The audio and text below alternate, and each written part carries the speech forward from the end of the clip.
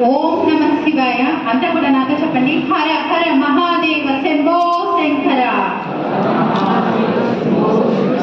ఆది శైలం గట్టివాడు అండి, గట్టిగా పెట్టండి. హర హర మహాదేవ శంభో శంకర.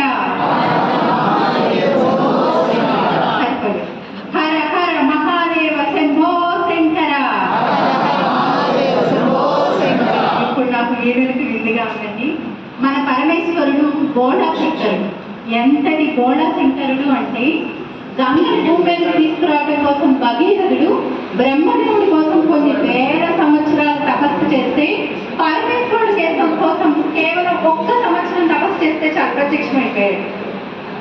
ఎంత బోళా శంకరుడిగా ఉంటాడో తన భక్తుల జోలికి ఎవరైనా వస్తే వాళ్ళని నామరూపాలు లేకుండా చేస్తాడు అని మన మార్కండేయ చరిత్రల ద్వారా మనం చాలా చాలా కథల్లో తెలుసుకున్నాం.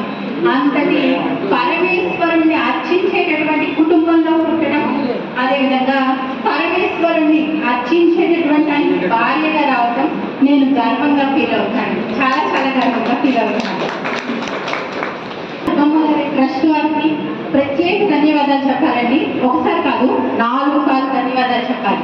4 సార్లు ధన్యవాదాలు చెప్పాలండి. ఒకసారి చెప్తే సరిపోదనిపిస్తున్నాను. ఎందుకంటే ఎక్కడో ఉన్న మమ్మల్ని ఇక్కడికి పిలవడం, ఈ విధంగా జ్ఞాన వృద్ధులతో, వయోవృద్ధులతో, ఆత్మీయులతో ఈ విధంగా కలపడం మొదటి కారణం అయితే, ఇంతమందిని చూపించి ఇదిగోండి మీ బలం, మీరు ముందుకెళ్ళండి, మీ వెనకాల మన వాళ్ళంతా ఉన్నారు, మనకి ఇంత బలం ఉంది అని చెప్పి నిరూపించడం రెండో కారణం.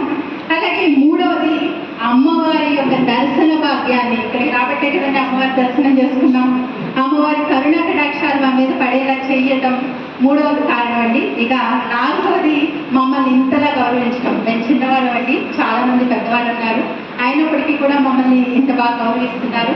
ఇలా 4 విధాలుగా నేను చాలా చాలా ధన్యవాదాలు చెప్పుకుంటున్నానండి మీకు. ఇక్కడికి వస్తూ దారిలో నేను అమ్మవారి మీద ఒక చిన్న కవిత రాస్తాను. వచ్చిన కవిత ఏదో గడ్డి పుష్పం లాంటి వచ్చిన కవిత, మీరు మళ్ళిస్తే చెప్పి నిష్క్రమిస్తాను.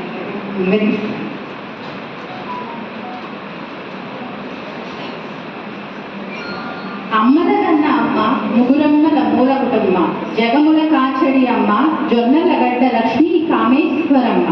కోరిన కోర్కెలు తీర్చెడి తల్లి, అడిగిన వరములు ఇచ్చెడి తల్లి. తలచిననే తలంపజేయు తల్లి, దర్శనముతో జన్మ ధన్యం చేయు తల్లి. భక్తితో కొలిచెడు భక్తుల కల్పతరు ఈ లక్ష్మీ కామేశ్వరమ్మ తల్లి.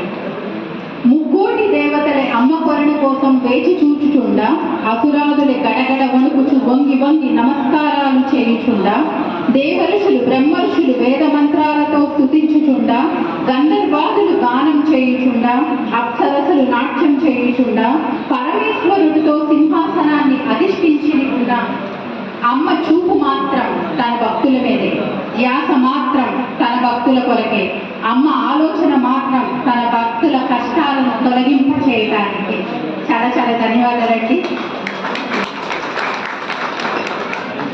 చాలా థ్యాంక్స్ అండి.